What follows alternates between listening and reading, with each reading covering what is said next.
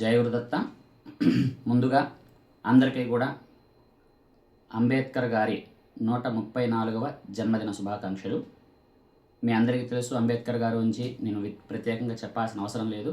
కానీ ఒక 2 విషయాలు తెలియజేయాలని మీకు ఈ వీడియో చేయడం జరుగుతుంది. అంబేద్కర్ గారు 1891వ సంవత్సరం ఏప్రిల్ 14వ తేదీన జన్మించారు. ఈ రోజుకి 134 సంవత్సరాలు పూర్తయింది. చూడండి, నేను ఈ మధ్య ఒక గ్రామంలో ఒక కుంభాభిషేకానికి వెళ్ళడం జరిగింది. అక్కడ ఉన్నటువంటి ఒక దళిత వ్యక్తి ఆ గ్రామానికి నేను ఎంతో కొంత స్వామివారికి నేను డొనేషన్ చేస్తాను అని చెప్పంటే ఆ గ్రామస్తులు తీసుకోవడానికి నిరాకరించారు.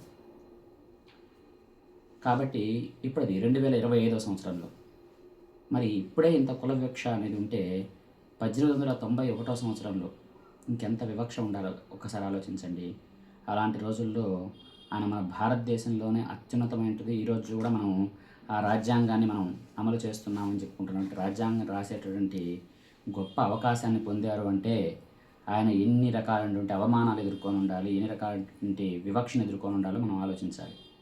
కాబట్టి అటువంటి అంబేద్కర్ గారికి మనందరం కూడా ఖచ్చితంగా జన్మదిన శుభాకాంక్షలు తెలియజేయాలి. తెలియజేయడమే కాదు, ఈరోజు చూస్తే అనేక మంది ఆయన ఆ యొక్క విగ్రహానికి ముఖం కనిపించకుండా పూలమాలను కూడా వేశారు. పూలమాలలు వేయడం తప్పని నేను చెప్పను, కానీ ఈరోజు వేసేసి మళ్ళీ మరుసటి రోజు నుంచి ఆయన రాసిన రాజ్యాంగాన్ని మనం అనుసరించకుండా ఉంటే ఉపయోగం ఏంటి అన్న దానికోసం చెప్తున్నాను. కాబట్టి ఖచ్చితంగా ఆయన రాజ్యాంగాన్ని అనుసరించాలి. అందులో ముఖ్యంగా మనం చేయాల్సింది ఏంటంటే అందరూ కూడా మనలాంటి మనుషులేను.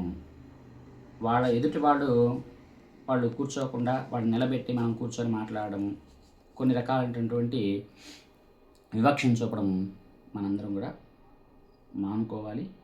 అప్పుడే మన దేశానికి ఇప్పటికీ 78 సంవత్సరాలు అయింది స్వతంత్రం వచ్చి. దేశం పురోభివృద్ధి చెందాలి అంటే ఖచ్చితంగా ఈ వివక్ష అనేది మనం రూపుమాపాల్సిన అవసరం ప్రతి ఒక్కరి మీద ఉంది.